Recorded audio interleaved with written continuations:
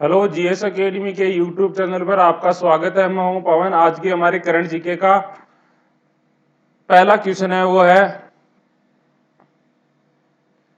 विश्व चगास यानी मूक या खामोशी बीमारी रोग दिवस कब मनाया गया। वो मनाया गया 14 अप्रैल को मनाया गया विश्व चगास दिवस। ये है क्या, देखो आपने आपने डॉक्टर से सुना होगा कि पेट में कीड़े पड़ गए, ठीक है ना। तो ये एक ऐसे परजीवी से होने वाला एक रोग है जो धीरे धीरे व्यक्ति को नष्ट करता है। तो पहली बार कब मनाया गया, ये मनाया गया 2020 में मनाया गया विश्व चगास दिवस। तो चगास है वो एक संक्रामक रोग है जो ट्रियाटोमाइन कीट के मल में पाए जाने वाले परजीवी की वजह से फैलता है, ठीक है ना। तो किसकी वजह से फैलता है, ये ट्रियाटोमाइन कीट के जो मल में परजीवी पाया जाता है उसकी वजह से ये रोग फैलता है। नेक्स्ट है, हाल ही में किने रिचर्ड हेनली पदक और international test of the player और रेड पाथ कप जीता। वो किसने जीता, केन विलियमसन ने जीता। और न्यूजीलैंड के वो एक क्रिकेटर है, कप्तान है केन विलियमसन। उन्हें हाल ही में रिचर्ड हेनली पदक, international test of the year पदक और रेड पाथ कप जीता है। तीनों पदक उन्हें मिले हैं। अगला है, भारत ने किस देश को 100 करोड़ रुपए का गश्ती पोत पीएस जोराष्ट्र उपहार में दिया। तो किसे दिया, सेलेस को दिया। तो सेलेस देश को हाल ही में भारत ने 100 करोड़ रुपए का गश्ती पोत है पीएस जोराष्ट्र, वो है उपहार में दिया है। तो बात करूं मैं सेलेस की, तो सेलेस की राजधानी क्या है, विक्टोरिया। क्या है, विक्टोरिया। और वहां की मुद्रा क्या है, सेलेसी रुपया। क्या है, सेलेसी रुपया। और ये किस महाद्वीप में आता है, ये अफ्रीकी महाद्वीप में आता है। देखो सरकार ने है ना फिर स्टूडेंट के खिलाफ एक मतलब बहुत ही बुरा कल न्यूज आई थी कि उन्होंने 15 अप्रैल से लेके 30 अप्रैल तक लॉकडाउन लगा दिया। जितने भी शिक्षा के से जुड़े हुए थे उन सब को बंद कर दिया है। स्कूल, कॉलेज, कोचिंग और लाइब्रेरी, ठीक है। सिर्फ क्या मैं आपसे पूछना चाह रहा हूं या सरकार इसका अगर जवाब दे, आप एक बात बताओ, सिंपल सी बात है, क्या कोरोना सिर्फ स्टूडेंट और टीचर से ही फैलता है और किसी से नहीं फैलता? चुनाव की रैलियां हो उनसे नहीं फैलता, और बाजार में इतनी भीड़ है उनसे नहीं फैलता। कभी आपने सुना है कि कितने, कोई एक दो स्टूडेंट कोरोना पॉजिटिव होगा? कोई भी स्टूडेंट कोरोना पॉजिटिव नहीं है, ठीक है। फिर भी गाज किस पे गिर रही है, किस पे गिर रही है, स्टूडेंट पे। परेशान कौन हो रहा है, स्टूडेंट। आने वाली भर्तियां हैं वो दबा दी जाएगी इसी के चक्कर में। भर्तियां नहीं होगी, सरकार मजे ले रही है बेरोजगारों के। क्यों, भर्तियां तो टाइम पे करवाती नहीं। तो इससे क्या है कि उन्होंने क्या कर दिया, अब उसको बहाना मिल गया है, तो इस चक्कर में इन सबको बंद कर दिया है। 2 साल हो गए पहली दूसरी क्लास की बच्चों की स्कूल खुले हुए, उनका क्या भविष्य होगा अब? उनकी जिंदगी खराब हो चुकी है, अब कोई मतलब नहीं है। लेकिन सरकार चाहती है कि देश के युवा पढ़े नहीं। तो मैं आपसे पूछना चाह रहा हूं, हर स्टूडेंट मुझे कमेंट करके ये जरूर बताएगा पक्का कि हमें क्या करना चाहिए, हमें जीएस वालों को क्या करना चाहिए। आप पढ़ना चाह रहे हो, ऑफलाइन पढ़ना चाह रहे हो, तो आप कमेंट करके बताना, ठीक है। और इसका उपाय भी बताना कि सर हम ऐसे पढ़ सकते हैं, ठीक है। हम रुकेंगे नहीं, चाहे सरकार कितना ही रोक दे, हमें जेल में डाल दे और कर दे, लेकिन हम नहीं रुकेंगे। हम पढ़ेंगे तो पढ़ेंगे ही, ठीक है। तो आप कमेंट करके मुझे जरूर बताना, हर स्टूडेंट कमेंट करके बताना कि सर हाँ हम पढ़ेंगे, और जिसको पढ़ना है, और वो उपाय भी बताएगा कि सर ऐसा हम कर सकते हैं। तो कल से हम इसका समाधान ढूंढेंगे और पूरी जोर शोर से हम पढ़ेंगे। एसएससी के 4 महीने, रेलवे ग्रुप डी का 1 महीना बचा है। हमें जॉब चाहिए किसी भी हाल में, अन्यथा तो हम वैसे ही मर जाएंगे। कोरोना की वजह से तो मरेंगे या नहीं मरेंगे, लेकिन बेरोजगारी है, ठीक है, भूख मरी है, इनसे हम जरूर मर जाएंगे।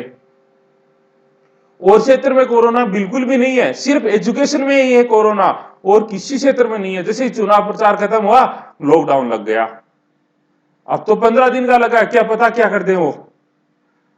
तो हम अपनी पढ़ाई जारी रखेंगे किसी भी हाल में। तो आप कमेंट करके जरूर बताइएगा, और मुझे मैसेज भी कर सकते हो आप व्हाट्सएप पे, ठीक है ना। नेक्स्ट है हमारा, वो है अंबेडकर जयंती या भीम जयंती कब मनाई गई? 14 अप्रैल को। सरकार ने हाल ही में 14 अप्रैल को सार्वजनिक अवकाश के रूप में भी घोषित किया था अंबेडकर जयंती को। तो अंबेडकर को है, देखो उसके बारे में कुछ क्वेश्चन है तो उसके देखते हैं। बड़ौदा के महाराजा ने डॉक्टर अंबेडकर को अपने यहाँ जिस पद पर रखा था वो था सैन्य सचिव के पद। तो डॉक्टर अंबेडकर है उनको सैन्य सचिव के पद पर रखा था बड़ौदा के महाराजा ने।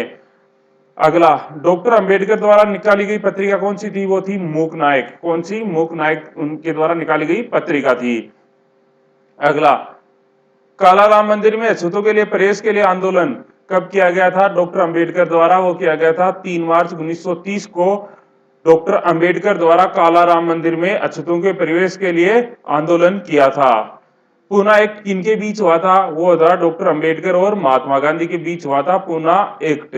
ठीक है, भारतीय संविधान के निर्माता किसे माना जाता है? वह डॉक्टर भीमराव अंबेडकर को ही माना जाता है। अगला प्रश्न है हमारा, वह प्रधानमंत्री ग्राम सड़क योजना को सफलतापूर्वक लागू करने वाला देश का शीर्ष जिला कौन सा है? उधमपुर, जम्मू कश्मीर। कौन सा? उधमपुर, जम्मू कश्मीर। तो आप मुझे यह भी बता सकते हो क्या, 3 एम्स वाला जिला कौन सा है? मैंने आपको पीछे लिखाया था, वो भी कौन सा है? उधमपुर, जम्मू कश्मीर। यह एकमात्र ऐसा जिला है जिसमें एक से अधिक एम्स है। अगला, हाल ही में किस केंद्र शासित प्रदेश को क्षय रोग मुक्त घोषित किया, यानी टीबी से मुक्त घोषित किया हुआ है? लक्षद्वीप को। किसको? लक्षद्वीप को। पिछला हमारा प्रश्न था वो था जापान के किस पूर्व प्रधानमंत्री को भारत सरकार द्वारा देश के सर्वोच्च नागरिक पुरस्कार पद्म विभूषण से सम्मानित किया गया? वो है शिंजो आबे। और इसका सबसे पहले सही उत्तर दिया था, वो दिया था करनी सिंह ने। ठीक है, जो इसके विजेता है। अगला, केंद्रीय रेल मंत्री पीयूष गोयल ने किस वर्ष तक भारत को विश्व में पहली प्रदूषण रहित रेलवे बनाने की घोषणा की है? किस वर्ष तक घोषणा की है कि प्रदूषण रहित रेलवे होगी?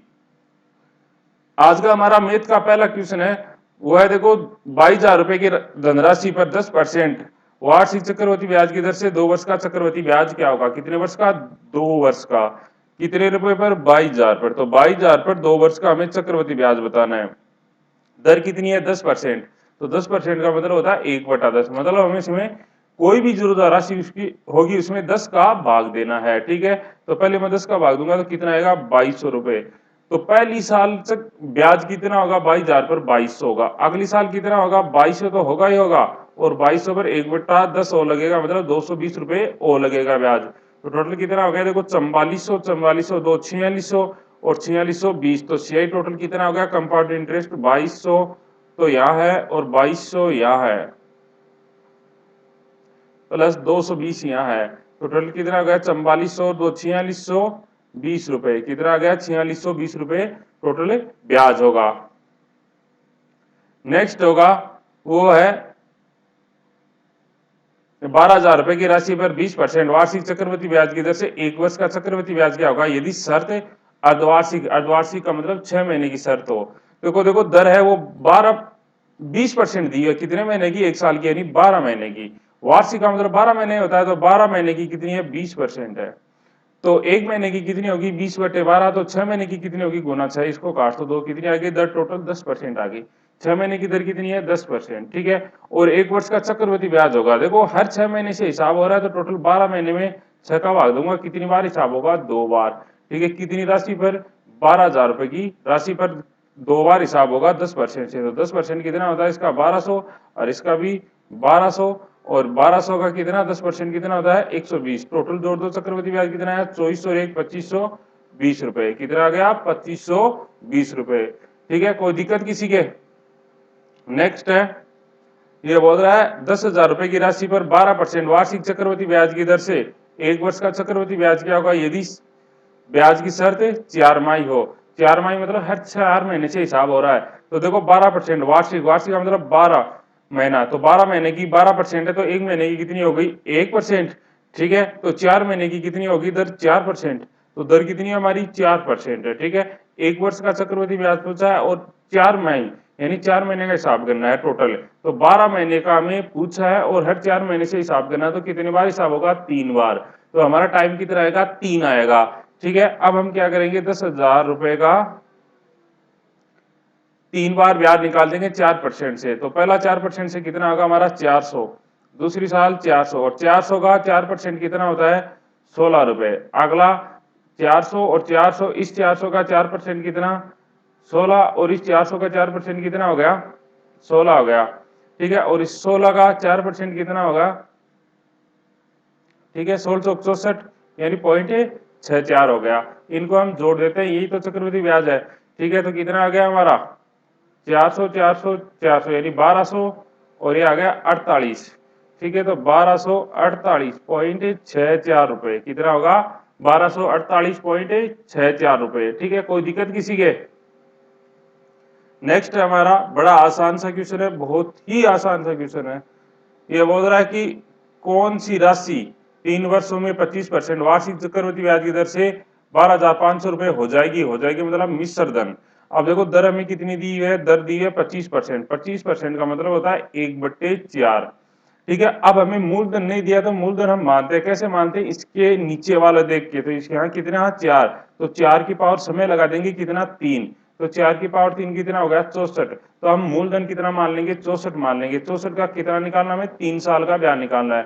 64 का 1/4 कितना होता है 16, और इसका कितना आएगा 16, और 16 का 1/4 कितना हो गया 4, इसका कितना आएगा 16, और 16 का 1/4 4, और 16 का 1/4 4, और इसका कितना आया 1, ठीक है। इनको जोड़ देंगे, वो क्या आ गया हमारा, वो आ गया मूलधन, सॉरी चक्रवृद्धि ब्याज। हमें चाहिए मिश्र धन, तो इसमें मूलधन जोड़ना पड़ेगा।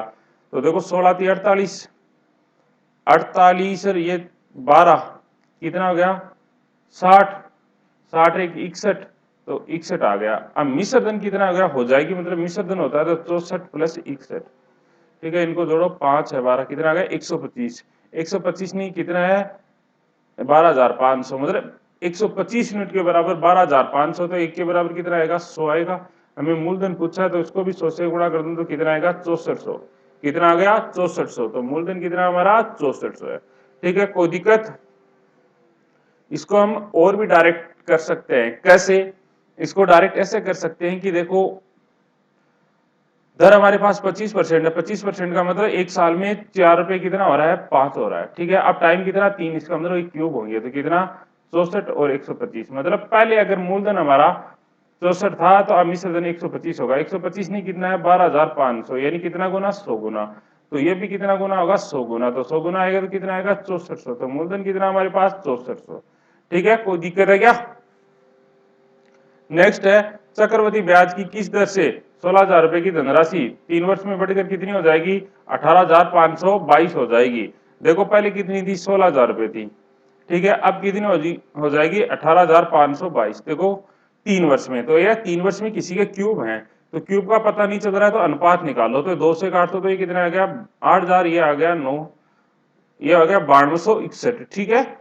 अब देखो ये 3 साल में किसी के क्यूब है, तो ये तो 20 का क्यूब है, ये 21 का क्यूब है, तो पहले वर्ष 20 रुपए राशि वो 21 हुई होगी, ठीक है। तो कितना होगा एक साल में ब्याज 1 होगा, किस पे 20 पे गुना 100, तो दर कितनी आ गई हमारी 5% दर आ गई, ठीक है ना। आज के लिए आपका पहला क्वेश्चन है, वो है आपके लिए, वो है 4% की दर से दूसरे वर्ष में 208 रुपए का चक्रवृद्धि ब्याज देने वाला मूलधन है, आपको मूलधन बताना है। नेक्स्ट है कोई धन चक्रवृद्धि ब्याज की किस दर से 4 वर्ष में स्वयं की 81 गुना हो जाएगी, आपको बतानी है। नेक्स्ट है चक्रवृद्धि ब्याज की किस दर से कोई धन 4 वर्ष में दुगुना हो जाता है, तो 32 गुना कितने वर्ष में होगा। नेक्स्ट है किसी धन का 4 वर्षों का साधारण ब्याज 6800 रुपए तथा 2 वर्ष का चक्रवृद्धि ब्याज कितना है 3600 रुपए, तो दर क्या है आपको बतानी है। नेक्स्ट है 15,000 रुपए पर 6% वार्षिक दर से 2 वर्ष में साधारण ब्याज और चक्रवृद्धि ब्याज में अंतर क्या होगा, आपको जरूर बताना है, ठीक है ना। आज के लिए बस इतना ही, धन्यवाद, थैंक यू। और अपनी राय जरूर देना, ठीक है ना। एग्जाम के लिए जरूर राय देना कि हमें क्या करना है, पढ़ना है या नहीं पढ़ना, और कैसे पढ़ना है आप जरूर बताना, ठीक है। आप तैयार हो तो हम तैयार हैं, ठीक है, जान पे भी खेल जाएंगे, कोई दिक्कत वाली बात नहीं है, बस पढ़ना है हमें तो, ठीक है। धन्यवाद, थैंक यू।